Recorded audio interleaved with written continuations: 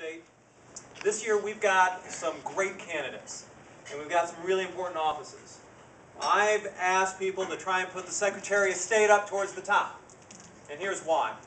The Secretary of State's job is to be the chief election officer here in Colorado, and elections matter. They're critically important. And if you don't think that the Secretary of State's office is important, I got 3 words for you. Senator Al Franken. You know, that's a case where the Republican was up on election night, and after the recount, all the Democratic votes trickled to the Democratic candidate, and he had the lead, and the Republican had a lawsuit. But I tell you, the story starts 2 years before that. Because in 2006, there was a guy from MoveOn.org who started a group called the Secretary of State Project. And he got some money from a guy named George Soros and some other folks. And they targeted, in 2006, 5 out of 7 Secretary of State's offices nationwide. One of those offices was Minnesota. And they won. And they got their guy in there. Another one that they targeted was Colorado. They lost. But, unfortunately, for the first time in 2 decades, we now have a Democrat in there because our Republican Secretary of State got elected to Congress. And the qualifications for the Democratic Secretary of State is that he lost an election, and the governor had pity on him and voted and appointed him to be Secretary of State. You know, I'm not going to talk a lot, but I'm going to just tell a couple little stories that really sort of illustrate what we might face here in Colorado.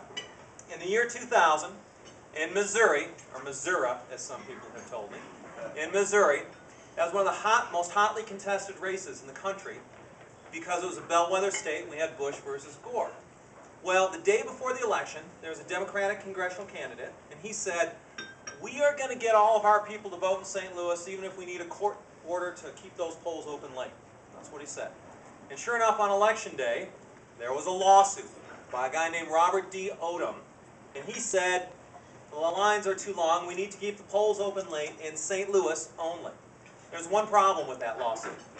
Robert D. Odom, he was dead. He had been dead for a year and a half.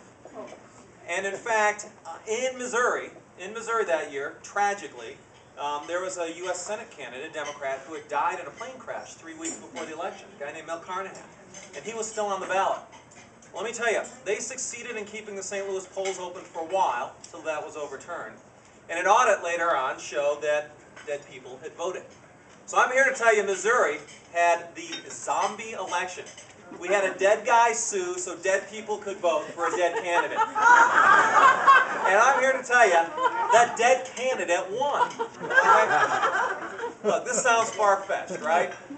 2004 in Colorado, Common Cause tried to get rid of all voter identification requirements in Colorado. They tried to blow up all precinct voting. But we had a Republican Secretary of State who stood firm and protected our voter ID. Let's fast forward. 2006, the Democratic Party cut a deal with the Denver Election Commission, and guess what? They wanted to keep the Denver polls open late only. But we had a Republican Secretary of State who stood firm to prevent Colorado from becoming a Missouri. Next year, the top priority, same-day voter registration. Full of fraud and abuse in Milwaukee, it's been proven. About me real quick. So I'm from Illinois originally, went to law school, worked for the Department of Justice out of law school in terrorism and violent crime. That's before it became the big thing, but I did that in D.C. And I moved back home and managed a construction company. And I've been an Army reservist for 16 years. I've been deployed overseas as well to Bosnia. Yeah. I moved out here to Colorado about 13 years ago, and for the last 9 years, I have been an election lawyer. That's my specialty, is election law. So I've fought the reapportionment and redistricting battles and recounts, just about everything that begins with an R-E, provisional ballot, ballot initiatives, campaign finance, and I've represented candidates, anywhere from county commissioner to U.S. president. I've represented in fact, in 2004, 2 presidential candidates. I got a guy named Walt Brown on the ticket in Colorado for president. He was a socialist, Socialist Party USA. I got him on the ballot. And that same year, in fact, Ralph Nader was on the ballot. The Democrats tried to knock him off, and I represented Ralph Nader to keep him on the ballot. And I joke and I say the reason why I did that is because I believe every socialist should have at least 2 choices for president.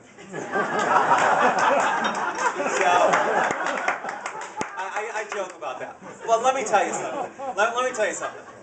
I was honored. I was honored to represent Ralph Nader. And sincerely, I was honored to represent Walt Brown. I mean, they're intelligent men, and you know, my politics is completely opposite theirs.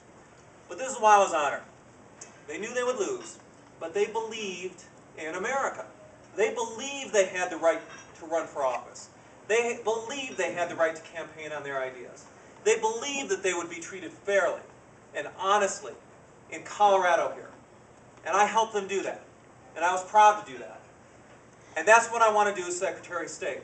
Because it doesn't matter if you're a Republican or a Democrat or one or the other variants of socialism. You deserve a fair shot.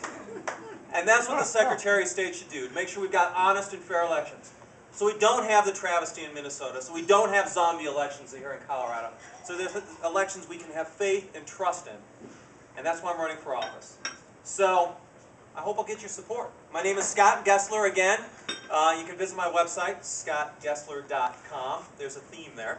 And I want to thank you for your time, and I want to ask your help in making sure that we do have clean elections here in Colorado, because it is critical. Thank you very much.